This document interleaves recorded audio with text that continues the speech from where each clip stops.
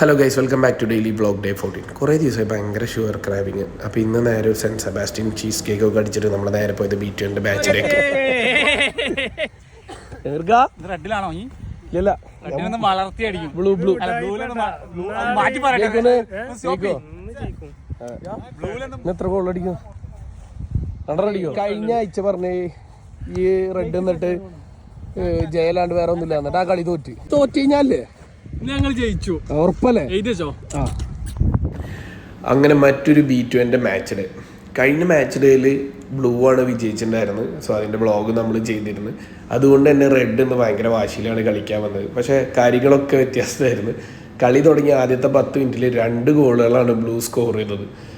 അപ്പോൾ ഒരു 1 സൈഡഡ് മാച്ചായി മാറും എന്നുള്ള നിലയിൽ നിൽക്കുന്ന സമയത്താണ് ഹാഫ് ടൈമിന് മുമ്പ് റെഡ് മികച്ച തിരിച്ചുവരവ് നടത്തി 3-3 എന്ന് പറയുന്ന സ്കോർ ലൈനിൽ ഹാഫ് ടൈം അവസാനിച്ചത്. ഭയങ്കര ഹ്യൂമിഡിറ്റി ആയിരുന്നു ഇന്നലെ, എല്ലാവരും ടയർഡായിരുന്നു. ഹാഫ് ടൈം 3-3 എന്താക്കണം? സെക്കൻഡ് ഹാഫേക്കോ? പക്ഷെ സെക്കൻഡ് ഹാഫ് തുടങ്ങിയത് റെഡ് സ്കോർ ചെയ്ത് 4-3 കളി കംപ്ലീറ്റ് ചെയ്തു. ജയിച്ചിട്ടുണ്ട്.